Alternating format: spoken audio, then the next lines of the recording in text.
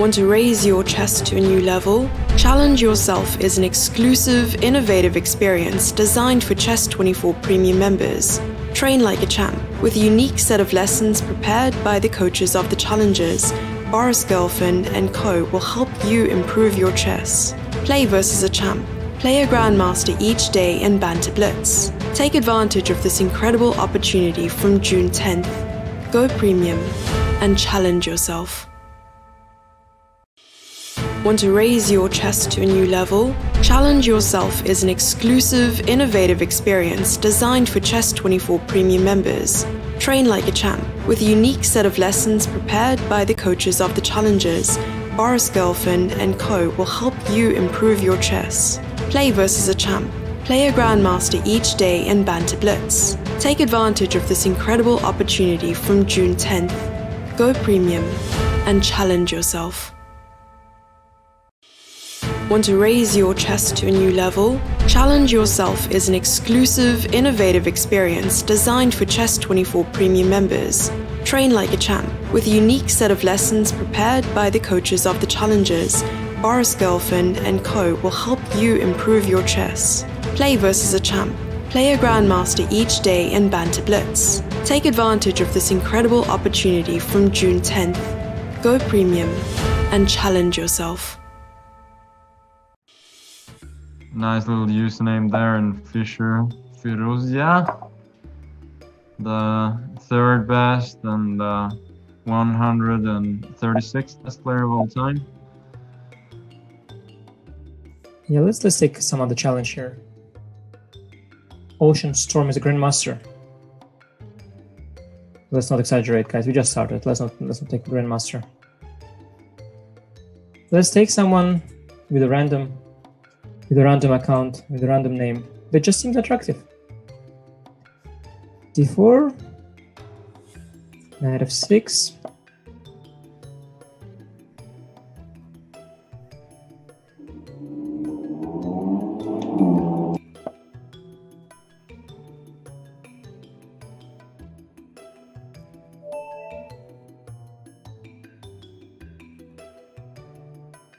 Yeah, stop playing with my rating, guys.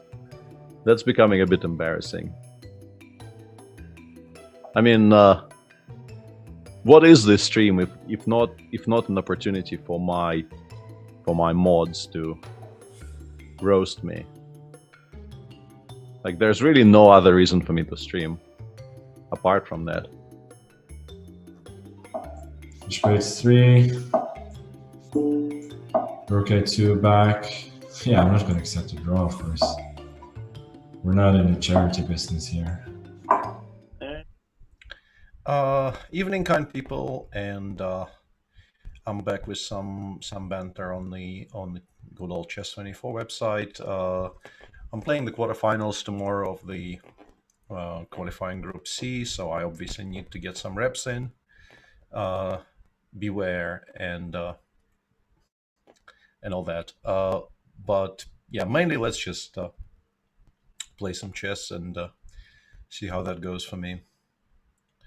As usual, I'm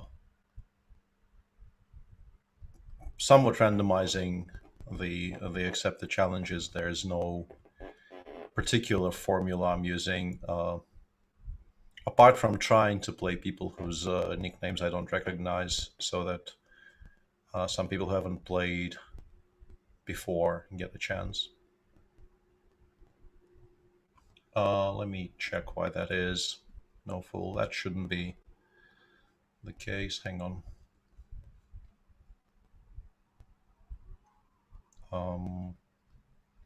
Where's my Zoom call?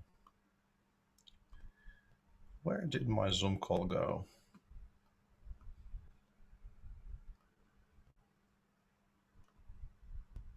Ah, yeah, I know why that is, yeah. This should be better now. No, hang on a second. That's not what I wanted. I don't know why this game is not starting. I'll wait another 3 seconds and switch to a different one. I was wondering if I wasn't using the right mic in the Zoom, but no. so it really shouldn't. Let me switch the fan off, maybe that'll help. Voice is okay, but music will be missed. Yeah, indeed. I know exactly how you feel. Yeah, let's get something actually starting. That was something I wanted here.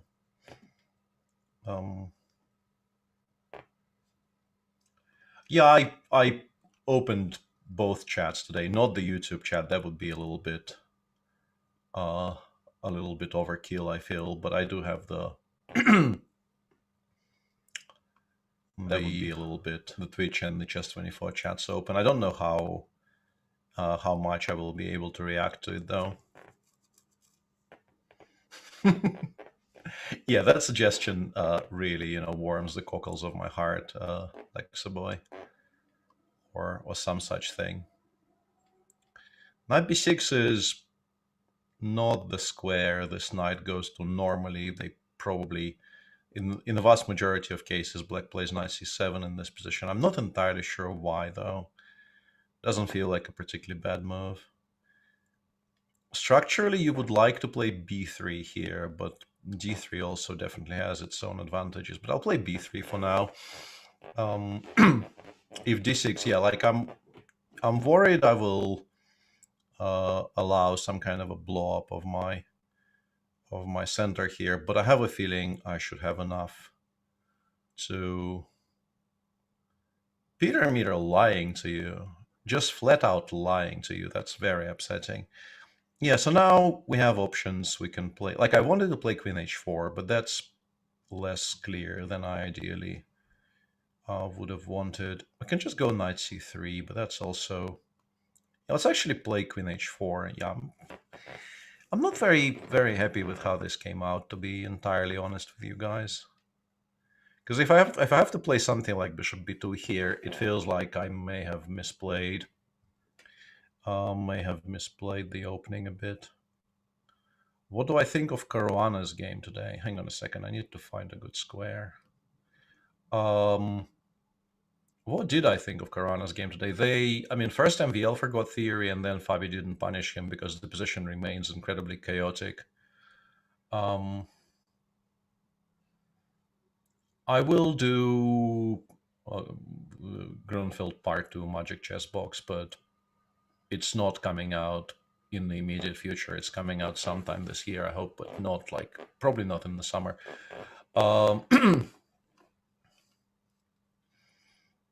But yeah, the line that MVL and Fabi played today is extremely fun. I've looked at it at some point in my life, but not recently. It's very, very difficult to remember what goes on there if you did not expect this to happen on the day. It's one of those lines where I have a feeling most top chess players have looked at it at some point or another. And then if you repeated your files on the day of the game, you are very happy and you can actually manage to, like, I want to play e takes d6, but it gets to an endgame, and I don't particularly want an endgame. No, there's not going to be any Q&As after this. It's just a banter. So yeah, like if you as MVL, for instance, if you guess correctly that Fabi will play the Müller, and you repeat the entire line at home, you obviously will not mix up any move orders, and what happened today will not happen. But guessing what your opponent will play is a very, very difficult skill to master. I feel like it's time to start trading. Queen d6 we can take on g7, and the queens don't come off that easily for my opponent. And if e d6, yeah, like here, I can take on g7. I can also play bishop b5. I can make a number of good choices here.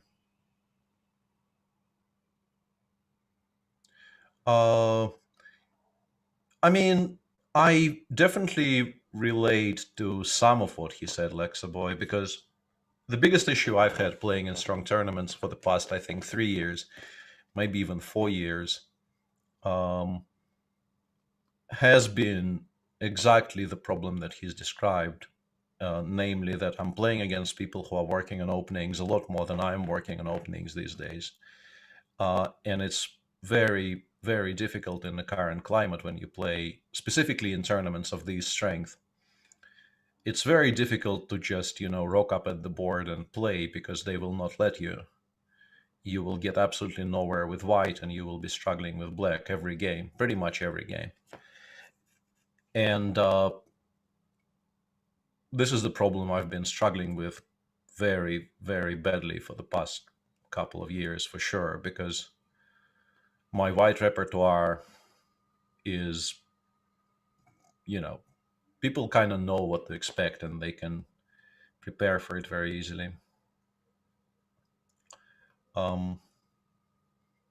But I generally came to the conclusion that I don't care, and I still just play some random stuff. And yes, sometimes you actually kind of don't come out of the opening, and you definitely do struggle. But I've reached the point in my career where playing an interesting game of chess is more important to me than results. I think I've managed to convince myself that I don't need to care about ratings, for instance. Even though what he says about not getting invites because you're not high rated enough is, generally speaking, true. I just made peace with that, and I decided that I don't care. I'm kind of not talking about the board position, and this is actually a fun position to discuss, but those are interesting questions, so I'm addressing the questions. But it's obviously like I cannot suggest that my approach is correct and his is incorrect, because maybe he feels that sure, Crypto, maybe he feels that his career is still in, maybe not in the first bloom exactly, but still sort of young enough to care deeply about getting invites and all that. It's a personal decision, but I definitely understand the part where he says it's very difficult to play in absolute top level events if you don't have a good repertoire. So, I mean, what he's doing specifically right now in the Superbet Classic is not particularly enjoyable. I don't think anybody would say that, and I don't think he would claim that this is fun, to watch. Game after game of not very much happening. But I can definitely relate to parts of his statement. Do you think the top players would leave the top 10 if they weren't only playing against each other? Nah. This theory has been, it's hard to say it's been conclusively disproven. I think that would be a stronger statement that it deserves, but the idea that top 10 players are only top 10 players because there's cross-pollination and a lot of short draws and nobody really tries very hard against each other, that idea I don't think is true at all. I mean, there would be some rotation, but you wouldn't see, like, if you allowed the the 2650 to 27 type players, like the second echelon, let's put it like this, the people who are almost but not quite enough not high rated to get invites into the top tournaments. If you had a year of those players playing against the absolute top players, some of them clearly are not high rated enough because they're just growing, so they would perhaps grow enough to replace a player in the top 10, but you would not see a dramatically different top 10. No, I'm pretty certain of that.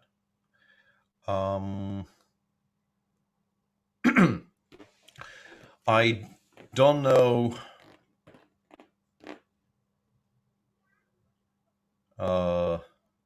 I'm assuming this is a troll, Earselic. If it's a troll, which I think it is, right, I applaud your effort. If it's not a troll, though, this is called Ampasan, and it's Googleable. But I assume it's a level, and it's a good level. The article published on the competing website, comprised entirely of letters exactly on that topic, is one of the funniest articles kicking about in chess. It's a very good level.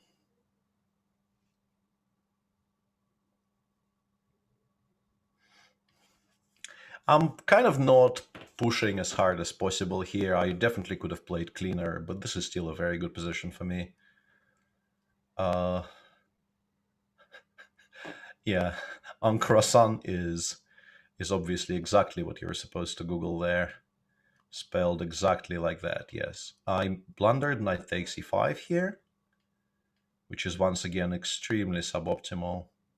I should have played rook f2, queen g3. Like, it looks pretty, but it's a big mistake.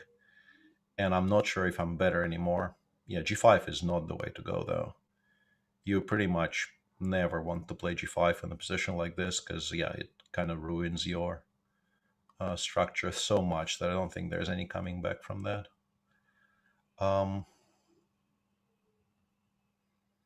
No set date, Kramnik student. How do you deal with stress during a serious chess game? For me, like, I'm at my most stressed in the hours directly before the game starts. Once I sit down at the board, I am much better at dealing with it. I don't know why I played hg5, honestly. Yeah, and rook g8, I don't know what rook g8 is about. I think it may have been a misclick.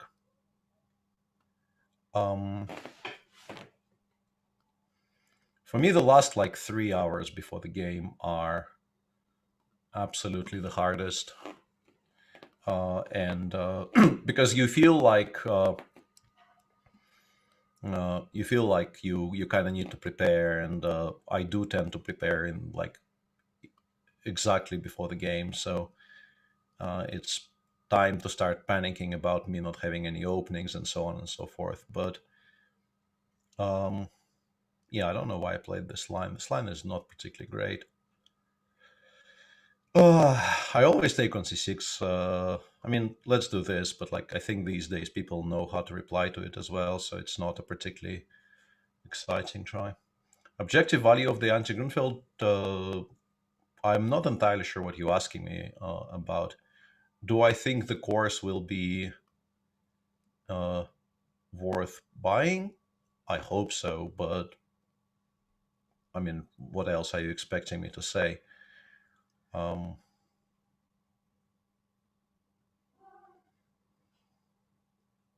Like, I would like to think that it's going to be decent enough quality, but yeah, this is the old play zone. I don't know. Like, I'm not entirely sure how easy it is to differentiate between challenges, but it's easier to, or at least it seemed easier for me to just play here. I don't know what b6 is about. I would have played a5 on the previous move, because actually black does not want to take on a5 with the pawn. What chances Magnus has against Jan? Magnus starts as a favorite against anybody, but I think in particular against Jan, very much will depend on how the match starts. I think if Jan starts well, we could be in for a very, very interesting spectacle. I feel like I should be playing against the a5 pawn in particular, but I don't know. This feels like it's greedy. Maybe I should have just played d3, d4 instead.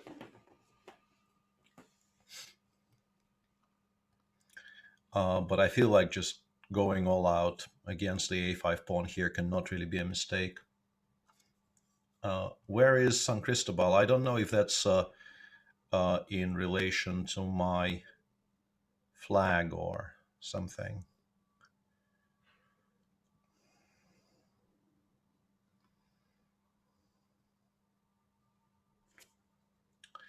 I should start opening things up in the center here, because we're not really winning the a5 pawn so easily anymore. And although d4 does allow knight d6, so maybe that's not that great. Let's just play this move and see what my opponent does.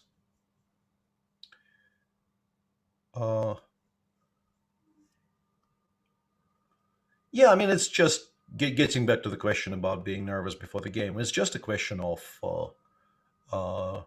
experience. I've been playing chess professionally for 30 years. So did I just blunder queen here? Oh no, I have. For a second there, I honestly did not see I had the e3 square available to me at all, which was kind of, both embarrassing and very scary, because I did not want to lose this game.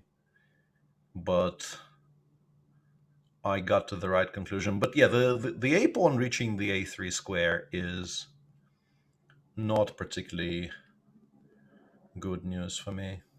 I have not played the last 7 to 10 moves particularly well here.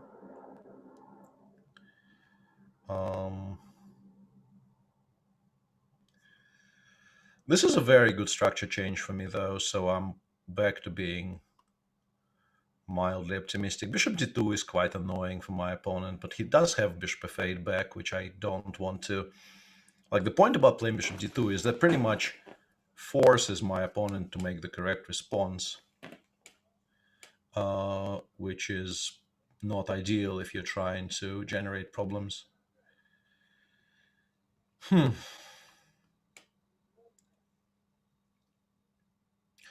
It should not be a draw fest, the Stonewall defense. I think stylistically they are, they match up in a much more, I don't know how to phrase it. Like, it's not that Fabi is not a fighting player, but I think Fabi in particular,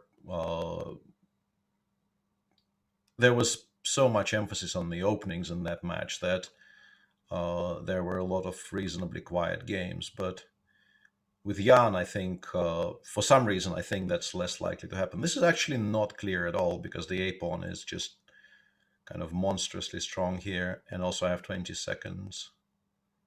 Should be playing something.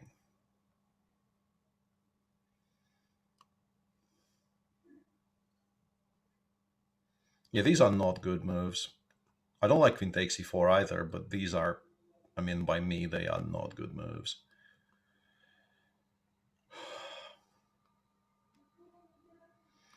Yeah, none of this is excellent. Yeah, now we just kind of resign. I probably should kind of pay attention to what's happening on the board a bit more without, addressing every single chat question when I'm playing against somebody who's playing a good game. I definitely let that one kind of drift away. Had a very, very decent position straight out of the opening there. Yeah, h4 kind of disappeared. It's a fun move. It used to be played very, very seriously by Ivan Miladinovich when I was much younger, is probably what we will go with here. And then it kind of completely disappeared.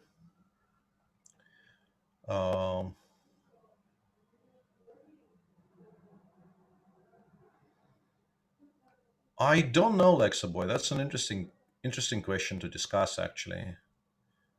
I will take this pawn, because I think without the dark square bishop, this queen on b2 is quite safe, and I'm not that worried about having to run around.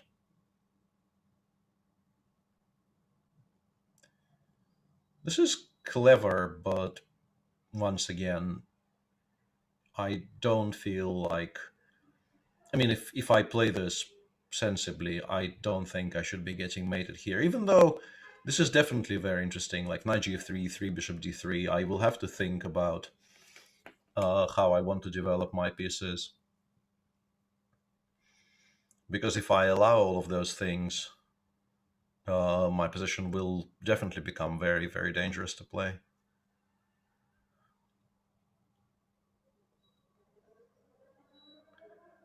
So yeah, the question Lexaboy posted, which is too long for me to read out, I don't know if that's entirely true either. Like, do you think Vike was poorly received?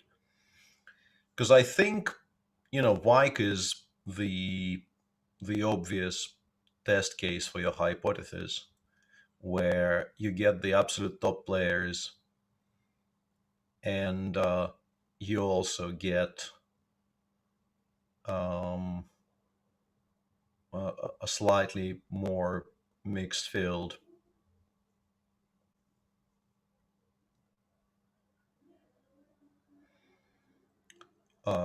And I don't think Vike is unpopular, or I don't think people don't watch it. Can I play bishop g4? I would like to play bishop g4, but I'm kind of worried my opponent will take. But I mean, okay. If it happens, it happens. I haven't played Mark Dvoretsky, but I was at his school. I mean, by the time we met, he wasn't a player anymore. He would still occasionally play some Spanish Open tournaments where he would travel there, like with... I remember those like road trip reports in the 64 magazine, where he and Vadim Zvyagintsev, who was his best people of my generation, they would travel to some Spanish Opens, and both of them would play. And he was still a very, very decent player, of course, but like when I met him, he was not really playing actively anymore. This is very dangerous.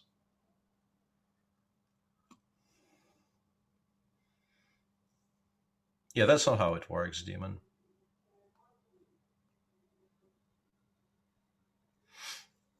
And this is I suspect, just a poor position. I don't think I should be calling it risky anymore. It's just bad.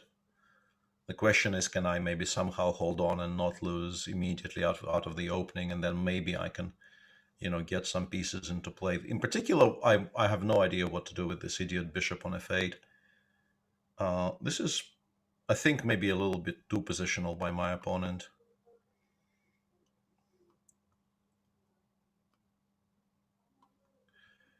Yeah, like I'm actually getting out of the corner now, which I don't think I deserved.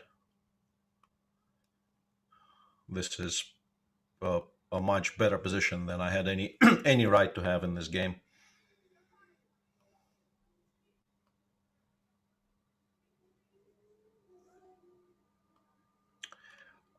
Pretty sure I was almost straight busted somewhere on move 12.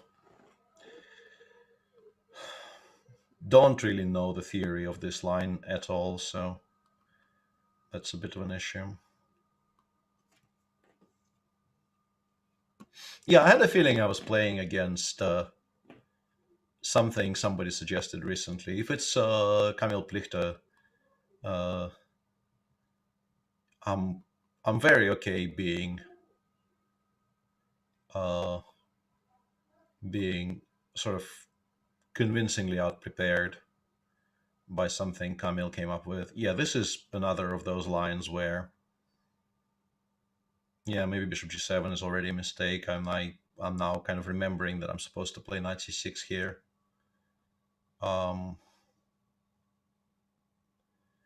This is extremely annoying. I think maybe knight h6 is still sort of semi-playable, but not 100% sure, because like I don't know how to reply to d4. And d6 knight b5 is the problem here, of course.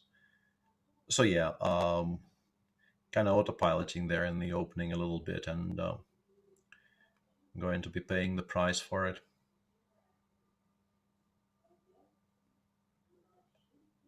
d4, maybe I can go. No, I can't go knight c6. I have to castle and hope I don't just straight up die here to something. Paul Morphy, how good was he really? I don't know. Pretty good. Would you say in relation to other top GMs that you're a self-confident player? No. Definitely not. Is this still open? Yeah, I think you're not supposed to play bishop g7 after bishop c4 in this move order, honestly. And I am now in an undefined amount of trouble.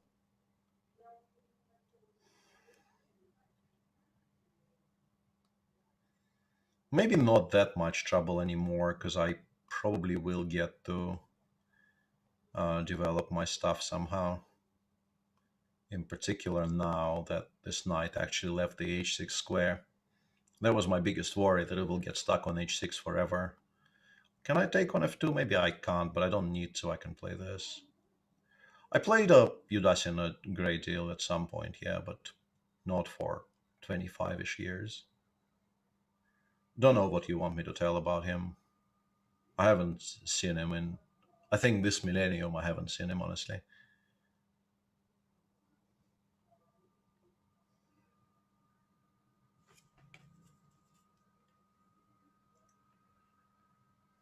Queen e3 is a surprisingly annoying move here.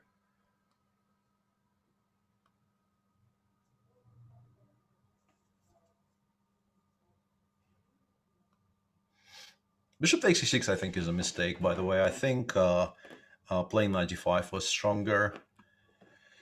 Now white has to worry about knight c4. I'm pretty sure that actually b2, b3 is more or less forced now, and the pawn on e6 is not really a weakness white can exploit. So I think it's kind of more relevant here to the evaluation of the position that white no longer has any access to the d5 square.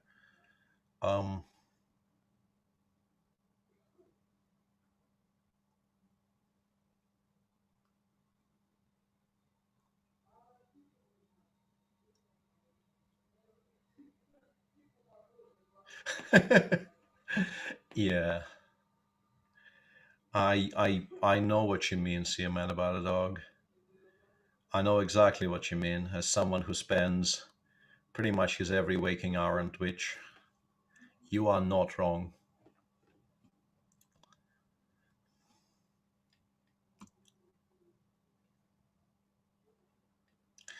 I don't, like, b5 looked fine, but I don't know why I'm doing this. I'm not really gaining very much. The knight on a4 is, whoa, that's a bit of a mistake. What do you do on Twitch? I watch people play games, mainly children's card games, but not exclusively.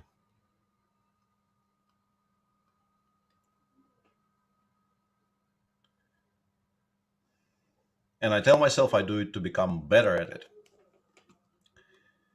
But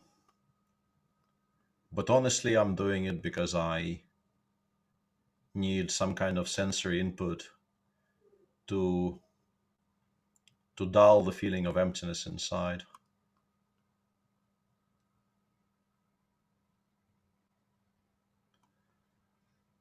What's your take on knight f3, d5, d5, g3, g6? That's the best reply to knight f3, d5, g3, in my opinion. That's the move order which always annoyed me the most as a knight f3 player. It's very, very solid. And there's really not very much you can do there in terms of like creative approaches. You either play the symmetrical Grunfeld, which by this point has been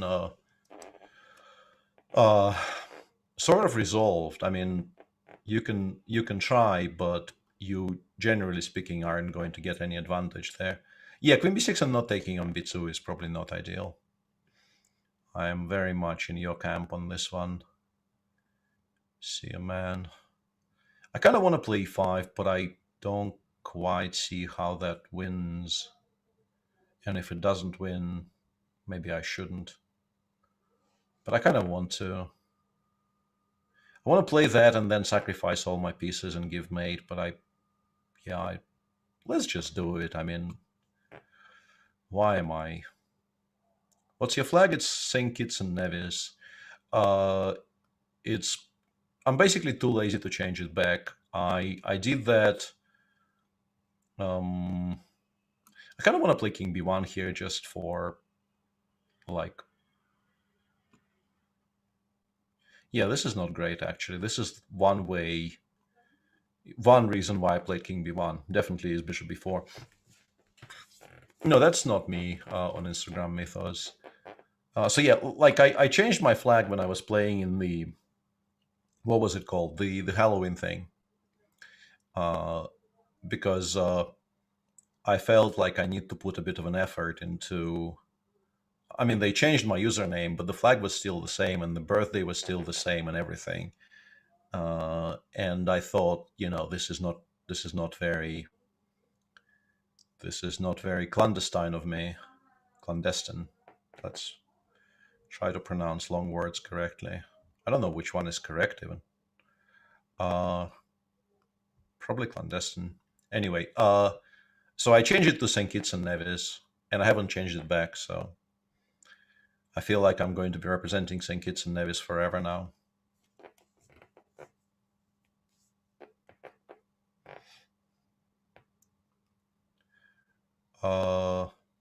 What do you mean again? I think I'm playing him for the first time today. I may have played him in previous Banters, but I don't think I've played him today.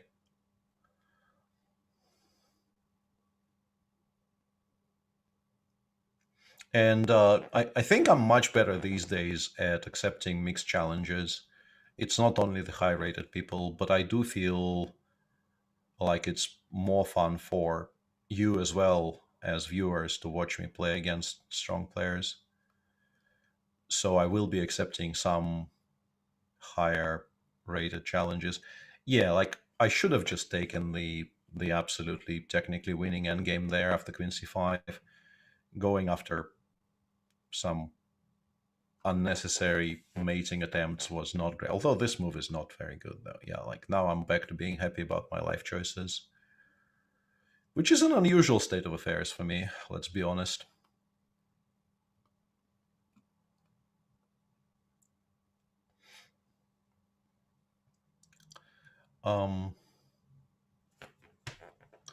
Why not EF7 first? I didn't want to develop my opponent's pieces for him until it absolutely wins. And now it wins and I've played it, but it wasn't winning before, so I was kind of reluctant to do it.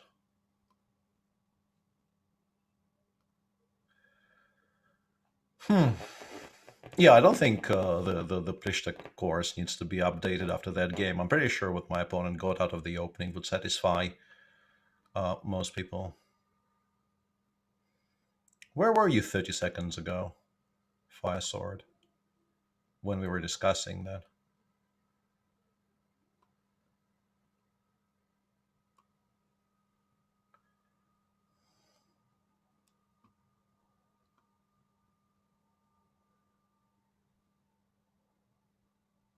I don't know. Yeah, I think I should play knight c6 first. I don't know why I took on c4, honestly. I was watching Hikaru play Blitz. That is acceptable. Yeah, that is a good... Yeah, I don't know why I played this. I'm now very upset at myself.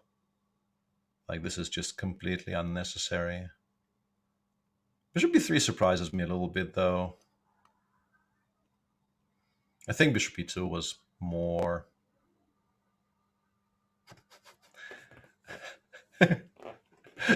That's a nice statement, Lexiboy, yeah. And he actually plays chess.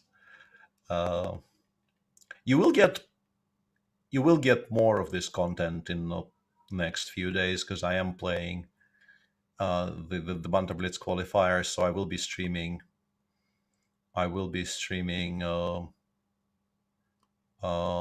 on my own channel. I want to say starting from Saturday, but that's a bit presumptuous of me, feels like. On Saturday, I think, is what I should say. And possibly beyond, but that is very, very unclear. Bishop takes f3 is fine. Knight d5 is also fine. Yeah, Proust is absolutely dead on the money there. Listen to Proust, he knows. Yeah, I'll go knight d5. I feel like opening diagonals for my bishops is good here. Bishop takes f3, definitely not a mistake in this position. I should be at least slightly better after both of those moves, but choosing one and not the other is a matter of taste.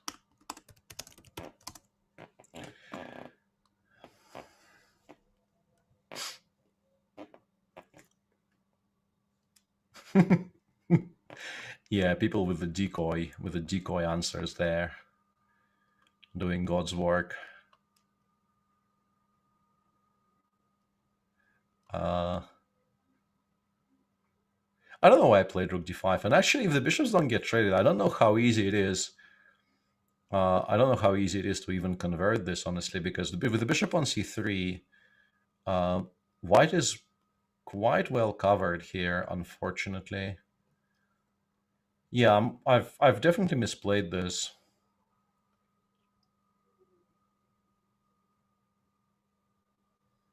Yeah, okay, now I'm back to being pretty much winning.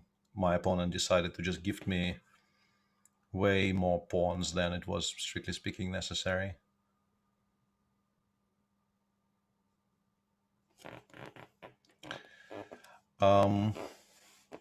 Because the b3 pawn is getting picked up as well, which is a bit of a problem for my opponent now.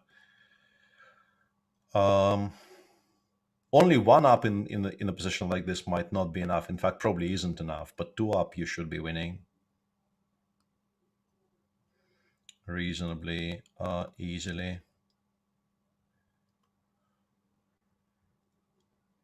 And there's like two okay ways of doing it. One would be to actually switch to the king side, and the other is just to play.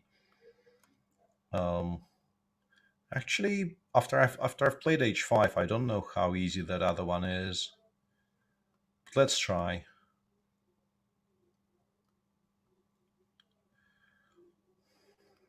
Yeah, I mean, if the king goes towards the b pawn, we just switch to this and win very comfortably. But if the king stays on g2, you're winning by creating an f passer, not any other passer, but specifically the f passer. And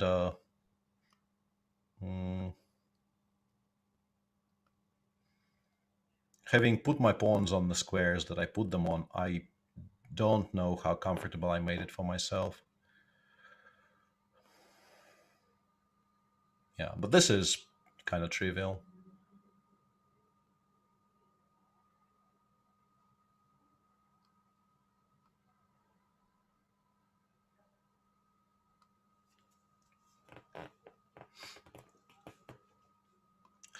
A move of some description.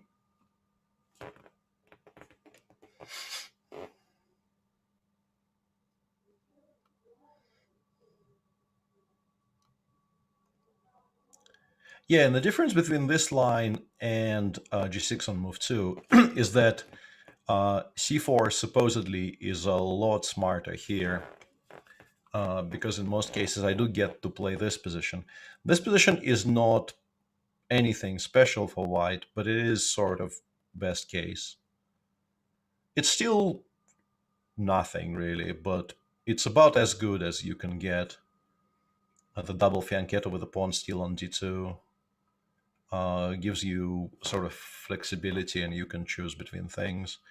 And after rook e8, I think I can play d4. I don't have to, but I feel like we are now playing the b3 bishop b2 Grunfeld, symmetrical Grunfeld, where black made a move they pretty much never make if they have a choice. The rook pretty much never goes to e8 in those positions, which means that I should be a solid tempo up here. And knight h5 is, yeah, I don't know what that is. That doesn't look like anything to me, I believe the quote goes.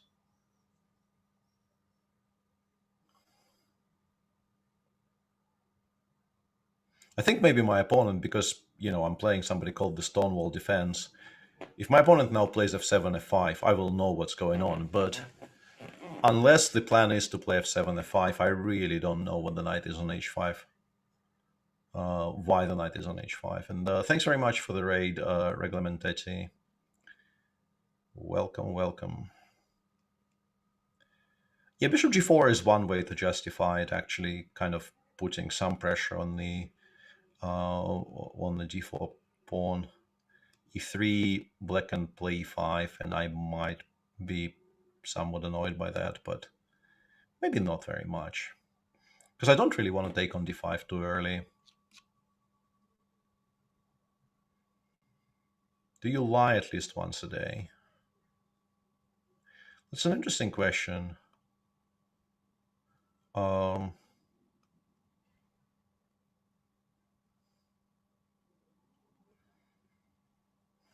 want to go with no. That is not to say I never lie, but I think once a day, you know, there's definitely some days when an opportunity doesn't present itself, you know.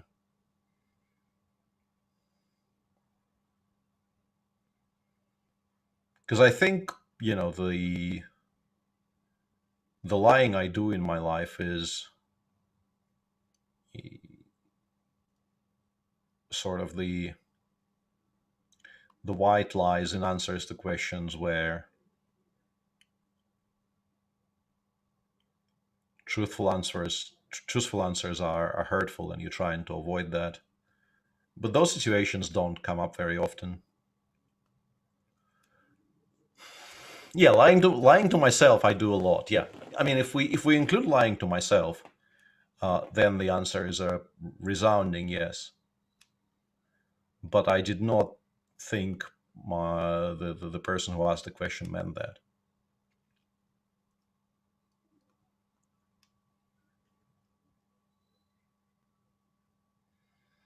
My opponent actually got a very playable position because I think I faffed around a little bit too much, and I now allowed queen e6, which I definitely should have played against much more pronouncedly. But I think I can still play knight e2 in response. And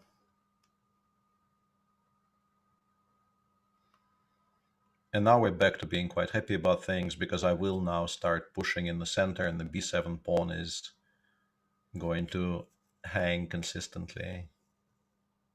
And I can play d5, maybe even immediately, although queen takes a5 is shockingly more annoying here than I wanted it to be. I don't know why I forced my opponent to play queen c7.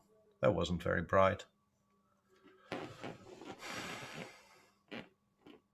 How do I stop you, Mr. Carson? You've already said it. There is no stopping you now.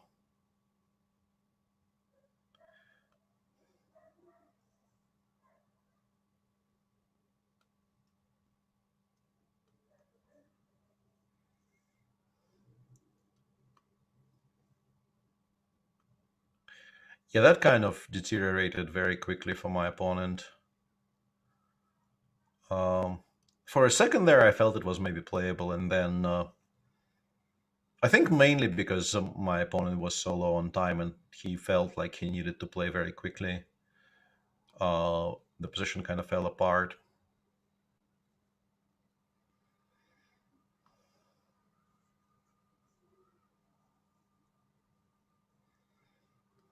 I should have played f4. I feel like I'm not doing this banter session the justice it deserves by not playing the King's Gambit when I have a chance. I feel like I've let you guys down. If I ever have this position again, I will play f4, I promise. Knight g1, then f4. That's maybe, you know, a bridge too far.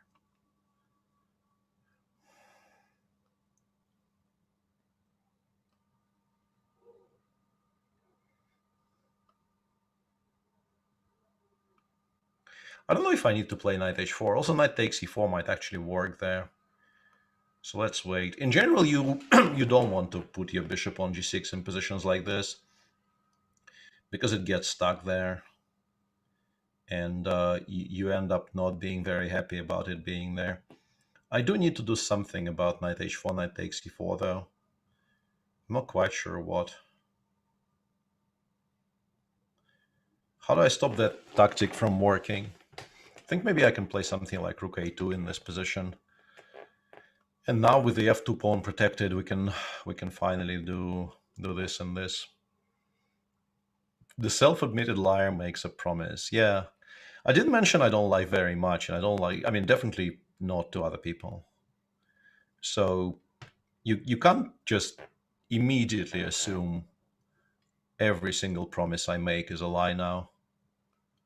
Although I understand the temptation to do that. He is reading this chat as well, yeah. Jesu Cristo. We are kind of winning here. But yeah, the position was already unpleasant, and blundering knight takes h6 doesn't improve it.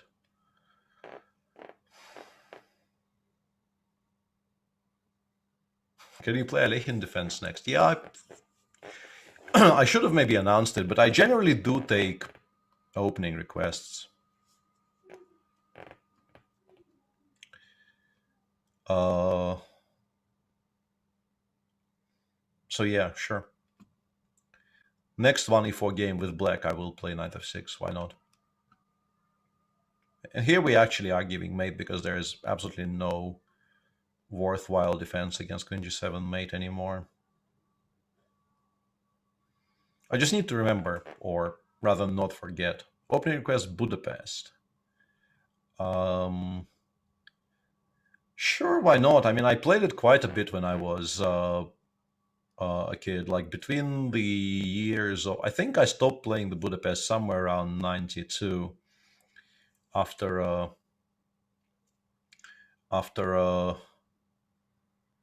very traumatic experience where Kramnik replied to my Budapest with e3, knight takes e5, knight h3 he played. I think I accepted something and it's not reacting. Hang on. Let's try this again. And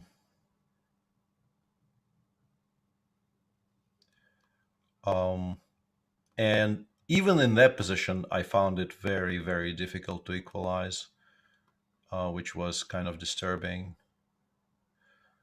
Okay, Carnicero actually knowing theory is a very, very strong turnoff.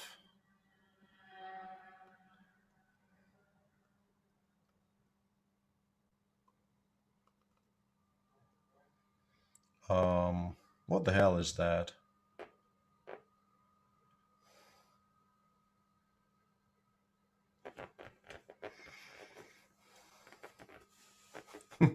I'm only 2,700.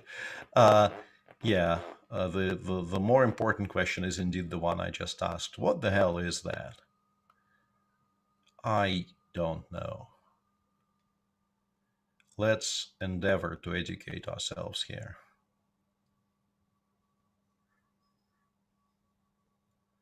I mean, I can see why there's a decent amount of compensation, but how happy are you really playing this with white is the question. I'm very worried I will blunder something and just resign, but so far I don't see it. Yeah, before was kind of bugging me because I don't know exactly where this bishop is supposed to go. Maybe I shouldn't have even allowed it. Yeah, now bishop g5 is much stronger than it was in the previous move as well. Yeah, this is going to be a tough one. I don't know. Yeah, this might be strong as well. Yeah, I don't mind it. I don't mind it at all.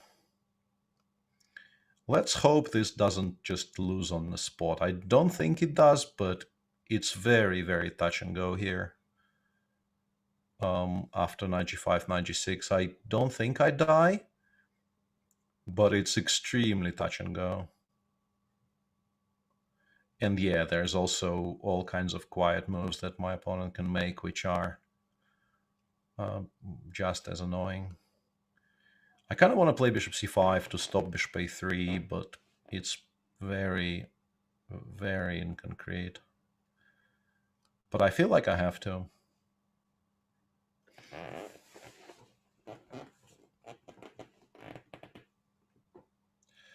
Yeah, bishop g5 we play h6, not because we're threatening anything, but just because we kind of need to fight with the like the topic of more pieces coming to the g5 square.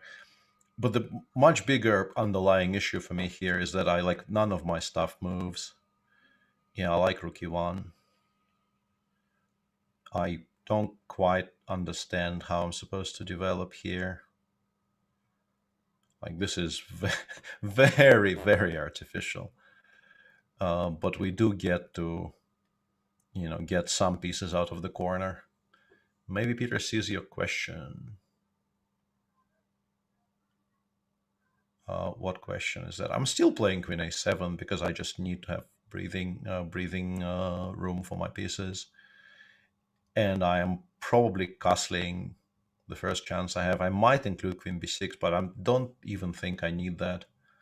I think we are just castling pretty much instantaneously the moment the move becomes legal. And here, yeah, this is smart, but I think I can play knight g6 and then maybe castle kingside. All of this is incredibly, incredibly risky. Also, I need to start playing faster. I very much need to start playing faster. This is not going to go well for me at this speed.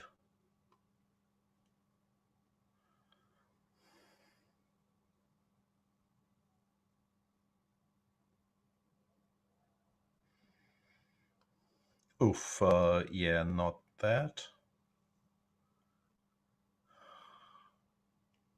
If the king gets to h7, which it might now, I can start stabilizing. Yeah, queen g4 is a smart move, by the way. I maybe should have played king g8 actually on the previous move. Maybe that was a mistake. Is this losing? Maybe it is, but who cares? Can't really spend too much time on niceties here. And all of these are 3-0 as well, right? So, like, there's going to be no respite or respite, depending on where you're from, I think.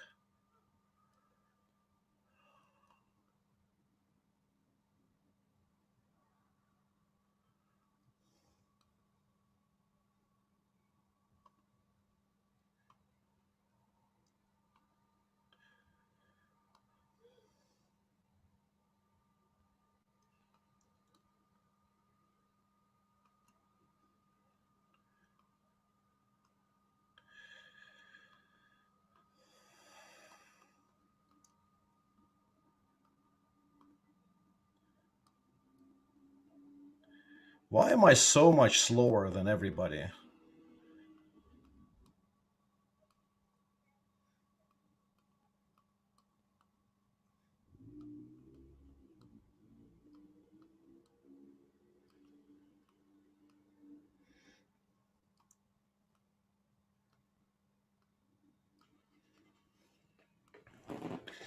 Yeah, that's a bit of an oof, honestly, but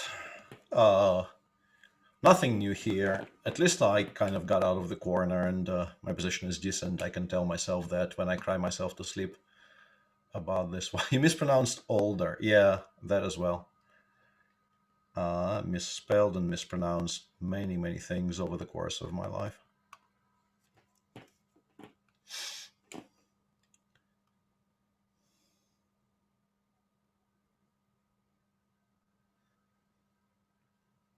So what did I promise? I promised the Budapest, right? Okay, no Budapest after knight f3 though.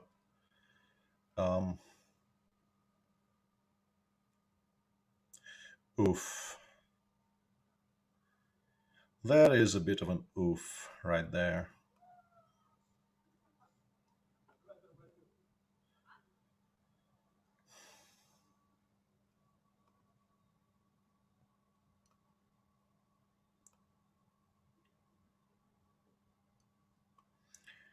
I think the old play zone works, Spiller, but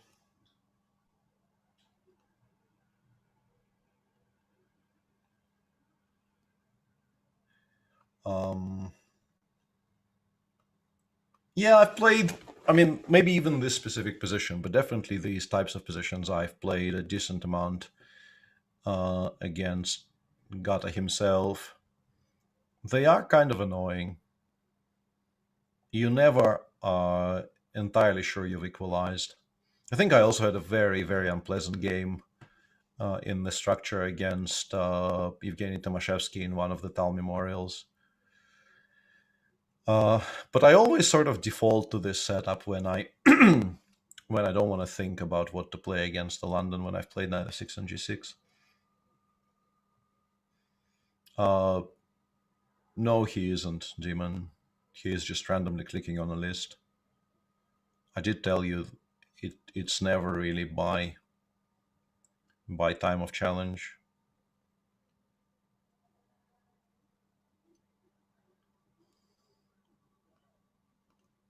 There is no particular rhyme or reason to me selecting people. As I mentioned, I do try to get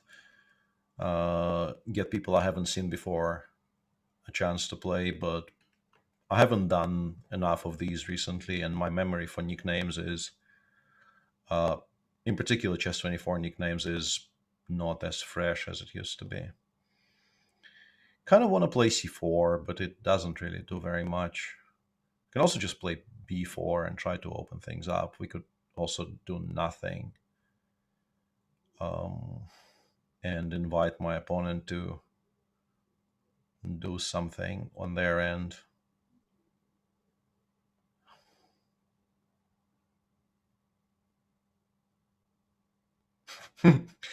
I don't... Yeah, let's do this. Yeah, I don't particularly like this, though.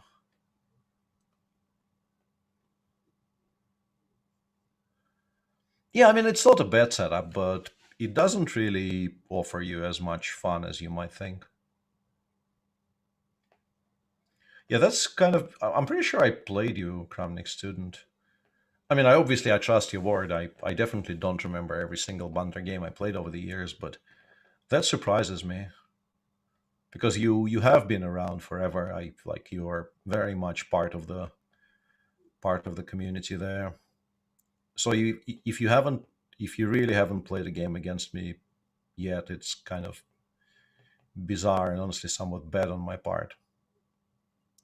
Yeah, like now I think I'm actually slightly worse because I think I have to do this. I'm not happy about it, but bc4 e4 is just extremely annoying.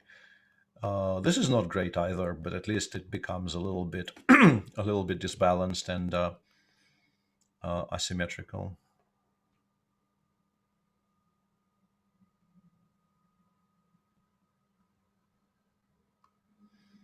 Yeah, not sure about this though. Giving me the d5 square is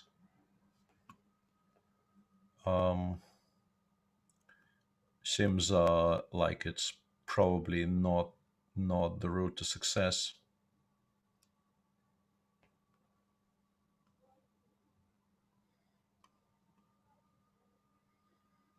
Yeah, we just pick up the pawn on c3 here, and with it the entire setup kind of collapses.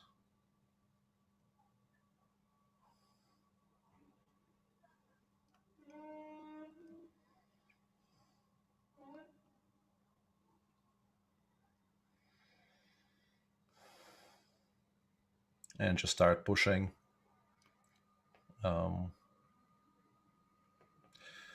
Yeah, I think I can do this, right? I can queen the pawn this way because there's no check from c8. And we can even greed it and queen it the next move.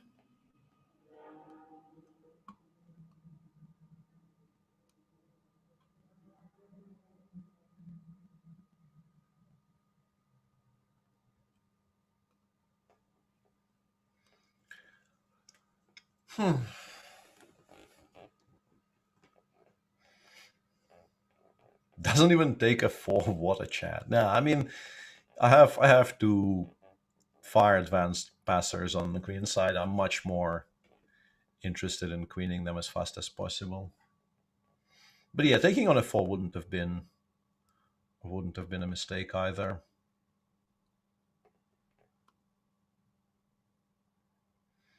Yeah, I wonder if I'm too late with this because our Lord did say that he had to leave in about 20 minutes. I didn't think it was more than 20 minutes ago, but appears he wasn't lying.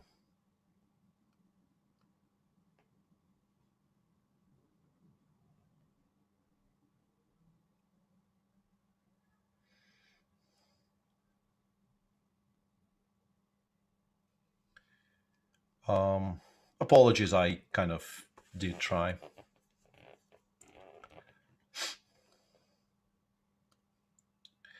Okay, so let's see if I can actually correct that horrible injustice that I've done to a valuable member of the community. Very much depends on me being able to find you in the list, Kramnik student. Because I don't think me scrolling endlessly is a very good content, so I kind of need to stop scrolling at some point. Ah, you didn't challenge. That explains many things.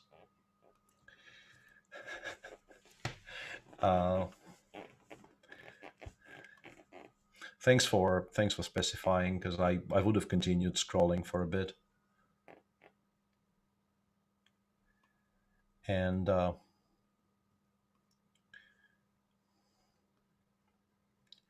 I don't want to kind of...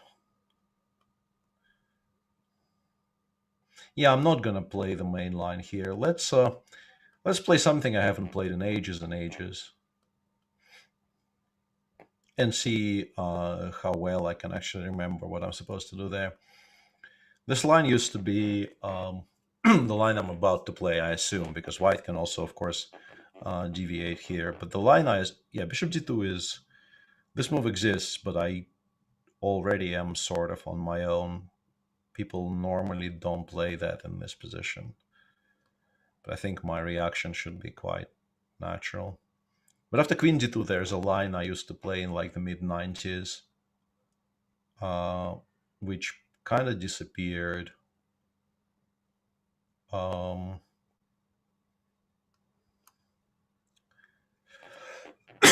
think it mainly disappeared because people refuted it.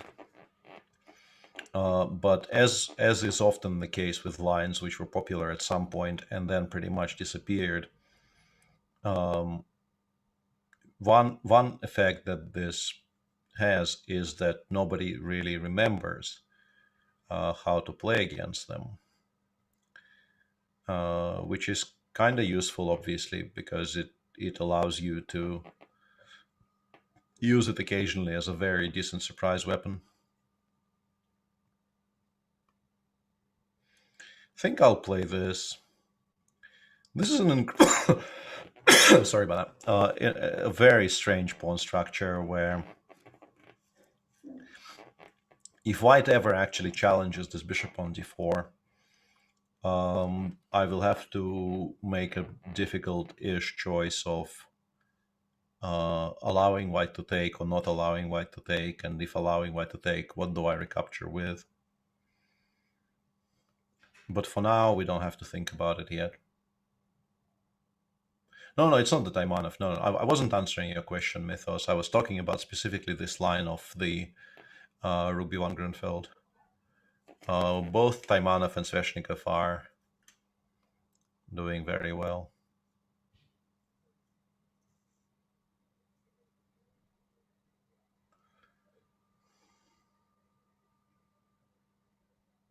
This is actually pretty decent. I kind of underestimated how annoyed I will be by this.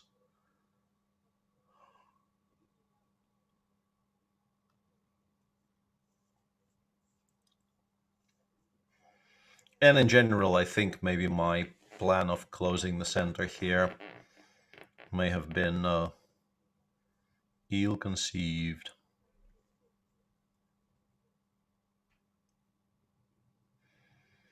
Yeah, I'm not going to enjoy this, am I? Not even a little bit.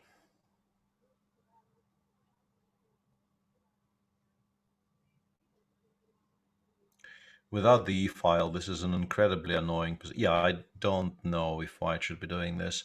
This is still quite bad. Like, it's going to be annoying for me pretty much regardless, but I think my opponent could have posed harsher problems.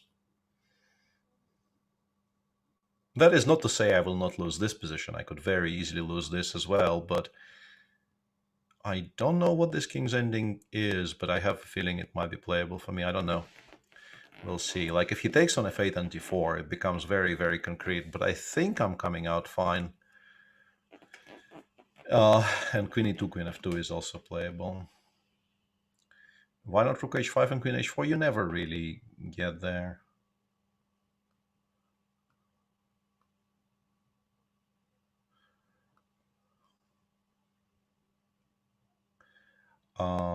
Okay. I'm still going to play this.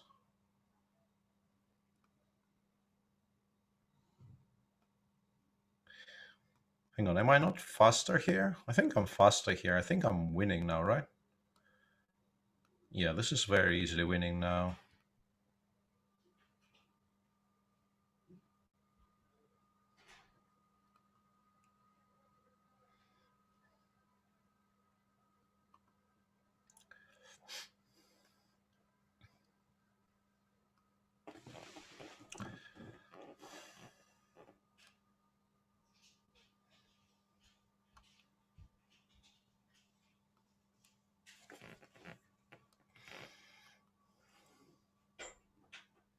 Yeah, king e2, I still play b5. I think we get to a very similar spot, but maybe it's a draw.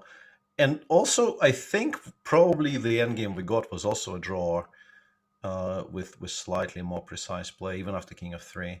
But I'm not sure.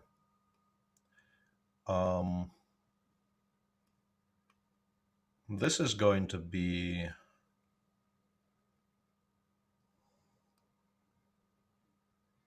Yeah, queen d5, queen d8 is probably not the greatest.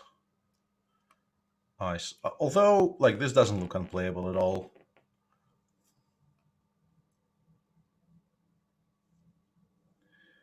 But it's kind of awkward for black because bishop e6 has its own problems, and bishop e7 we are now, as black, forced to return the f4 pawn, and clearly this is about as dream an outcome out of the opening for the king's gambit as you can get.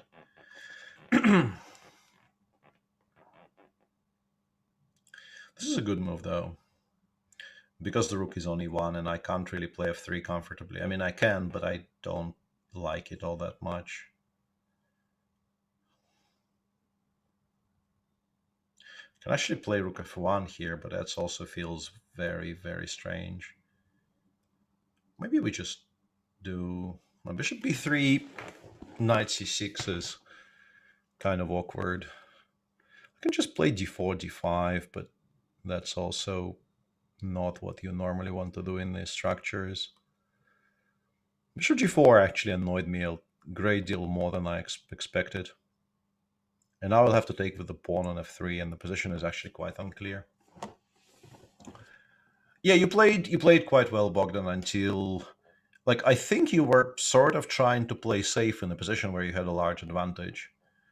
I think, if you weren't playing against a titled player, I think you would have been playing the very same position a lot more aggressively, and it would have gone a lot better for you.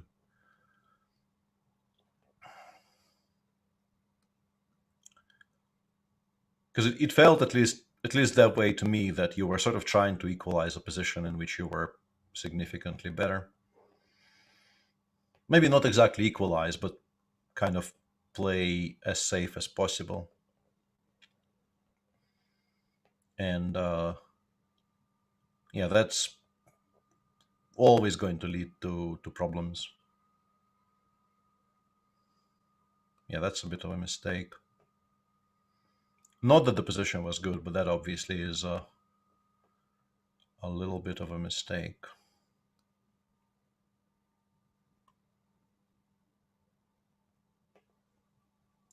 And OM Karch with with an absolutely pinpoint prediction of rook e7, rook e8, bishop f7 somehow.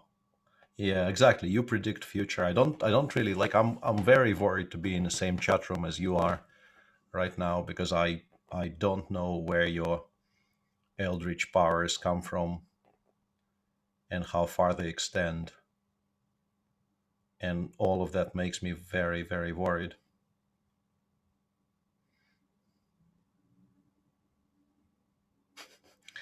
Yeah, please provide us with the essential service of, you know, telling us the important things. Why waste your superpowers on predicting poor moves in a blitz game?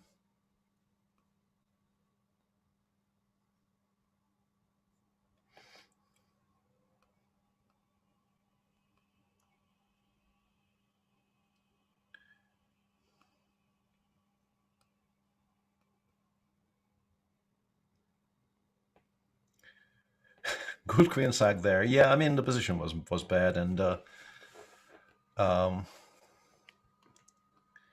don't think it really had much of a bearing on the final result, to be honest. What shall we play here?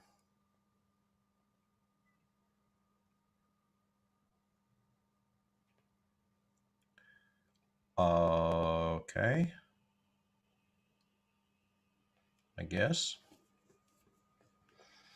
I'm not even sure what I'm supposed to play after e6. I have a feeling it has to be g4, but I'm not altogether convinced, because d6, d5 feels very playable in this position.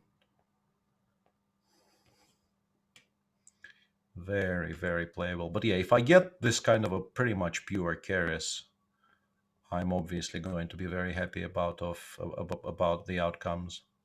Yeah, I think now it is pretty much a pure Keres, and pure Keres definitely was one of the reasons historically for people completely giving up on the Scheveningen move order. Yeah, that wasn't my best Scheveningen.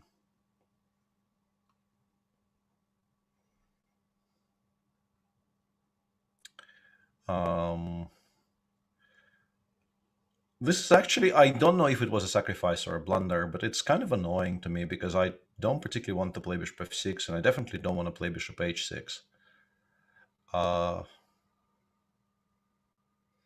So I have to give up. Like, I'm very, very annoyed by the fact that I had to give up my bishop pair.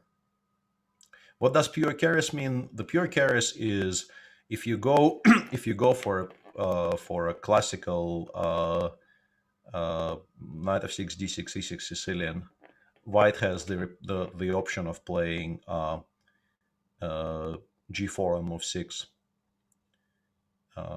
If you imagine the position after knight f3, d6, d4, cd4, knight d4, knight f6, knight c3, e6, you can play g4 there. And as I mentioned, that historically has been very much a reason for people not to play that move order with black, because it's very, very dangerous. And if you, for instance, look at how Kasparov played, like Kasparov played a lot of Scheveningens against Karpov, but he played them via the Najdorf move order, and he played e6 after bishop e2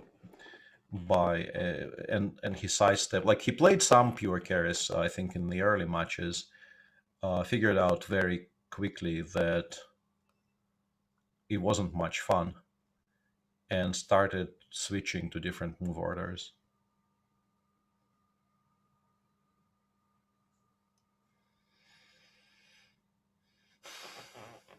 And the way that previous game went, I played h4 against the Najdorf. He played h6. I played g4, and he played knight c6, g5, knight fd7. We are pretty much in Keres territory.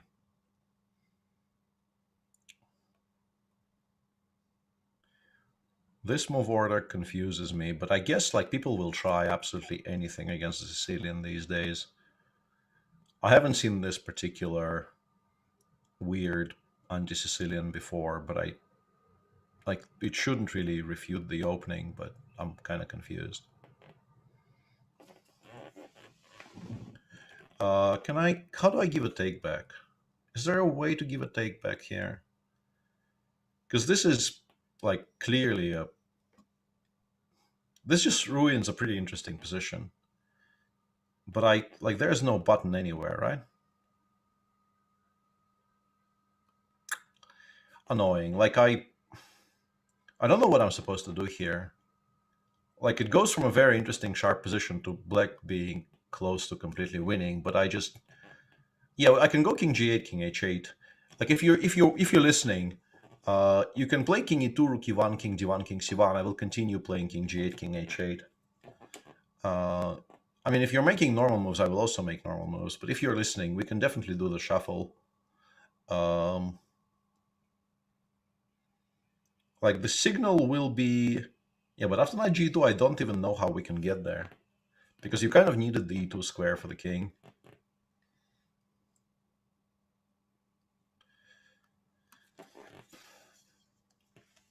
Yeah, this is unfortunate because I'm basically kind of robbing my opponent of an interesting game here by continuing from this position, but I just don't think, the technology is not there yet.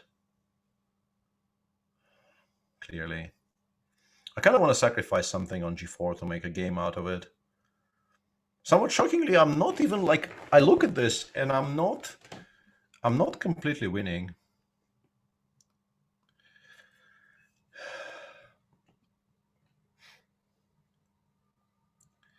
But I will kind of liven it up by sacrificing a great deal of material for no reason.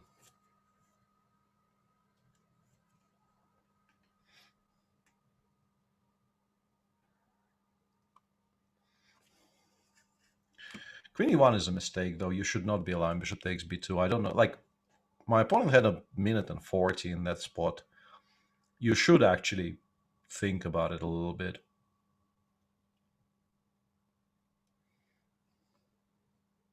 Yeah, apologies. I did not enjoy that all that much, but I just don't know how I can deal with that issue. Probably one or two more, and then I'm done.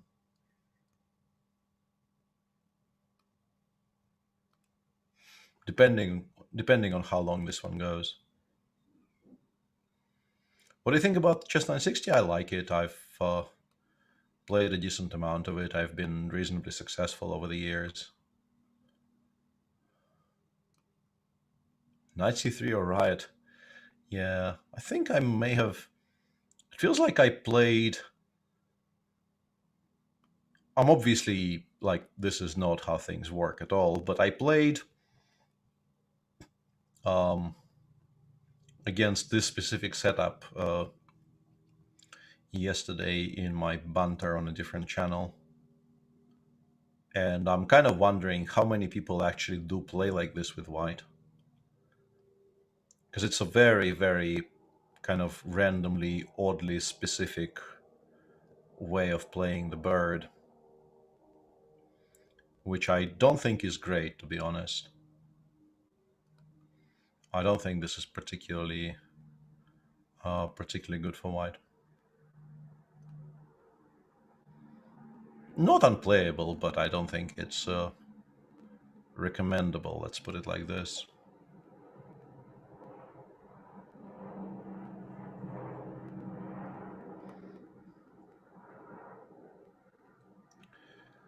I kind of want to keep the queens on, as usual.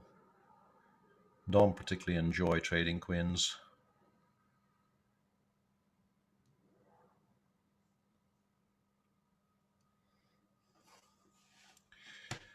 Yeah, and there's a lot of discussion on the ethics of, accepting mouse slips.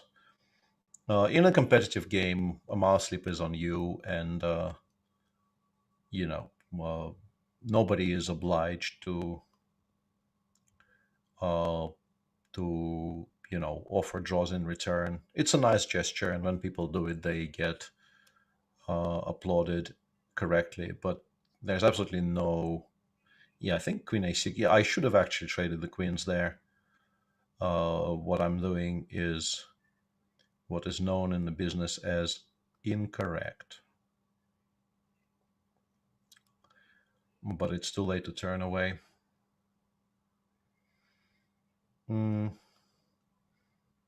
So yeah, it's fine not to offer any kind of mercy takebacks, and in particular in tournament play, it's very much up to you, and you don't have to. But in a Banter Blitz game, I would very happily given that move back, because we are not really competing for anything, and I would like to, provide some sort of entertainment instead of try-harding in a game with nothing at stake.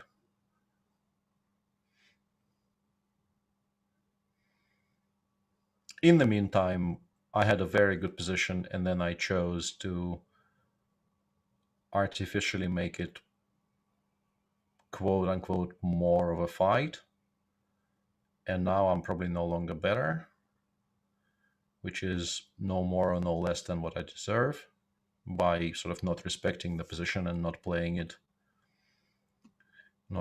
properly.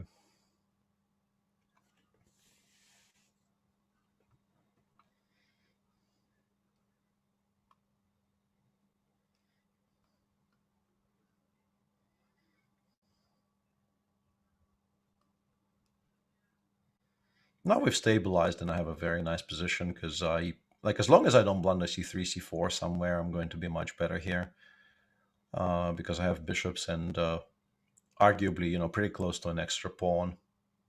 Yeah, the e7 pawn definitely could have been taken. There was no reason not to accept that.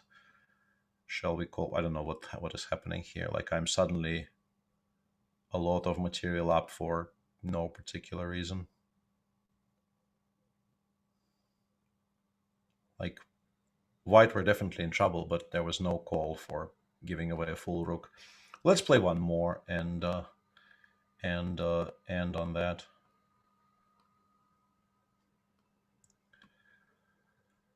One last chance for us to get the Budapest in. Or I can play another Alekhine, I guess, if e4 happens, because I didn't really see too many other requests.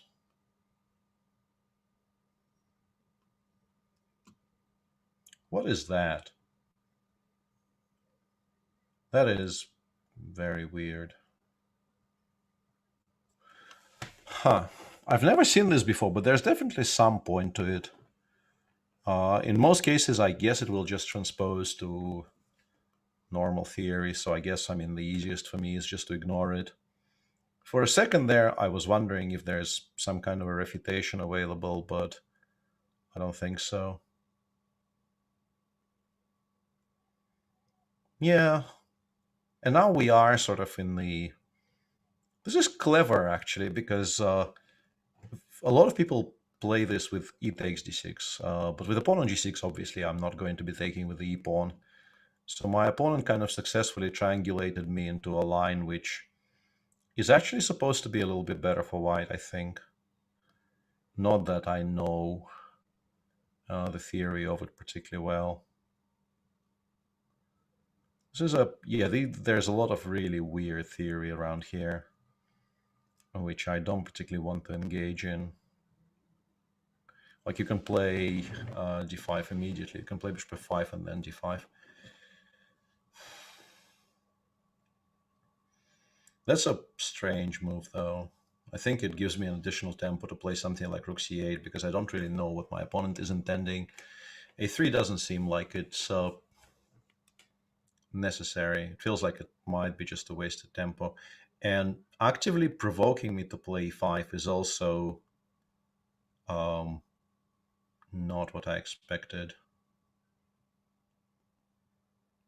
But I need to start playing faster. I really do. Bishop g4, yeah, I blundered bishop g5, actually.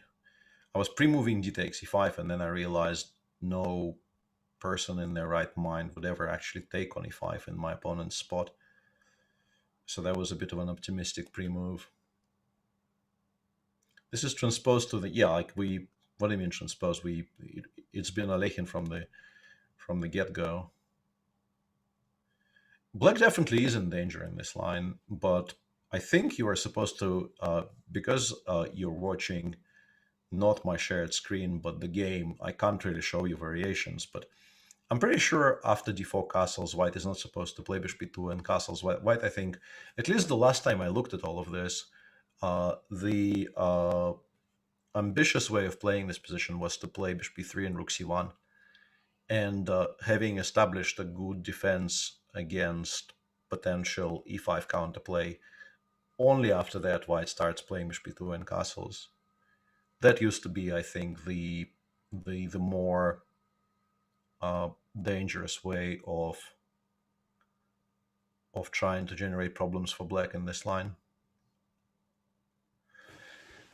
Not that I, remember what to do against bishop b2, as I think I've demonstrated quite clearly here. But yeah, last time I cared about this line, the problem wasn't this. The problem was bishop b3, rook c1, and then something. And I'm using the very, very technical language here, as you can see.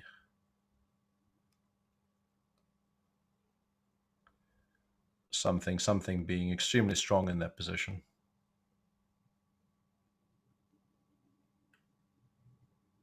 I should have started with a6. a6 was winning on the spot. Rook e2 is just, like, it's so difficult not to play rook e2 when that move is legal, but a6 was actually picking up a full piece instead. Not that this position is bad, obviously. I'm still doing exceptionally well. Yeah, let's not blunder anything.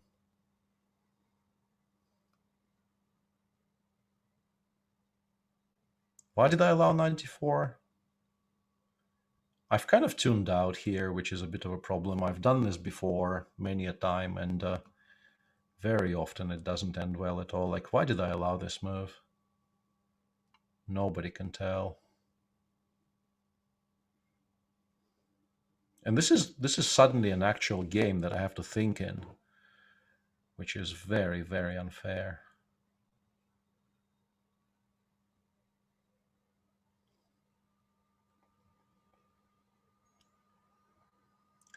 Life forcing me to think is one of my least favorite things ever.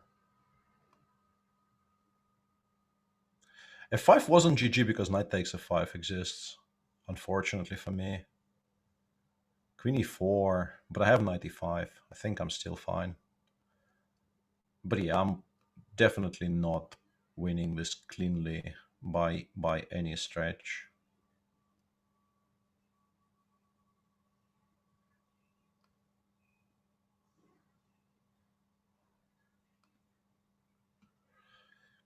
I will get there, though.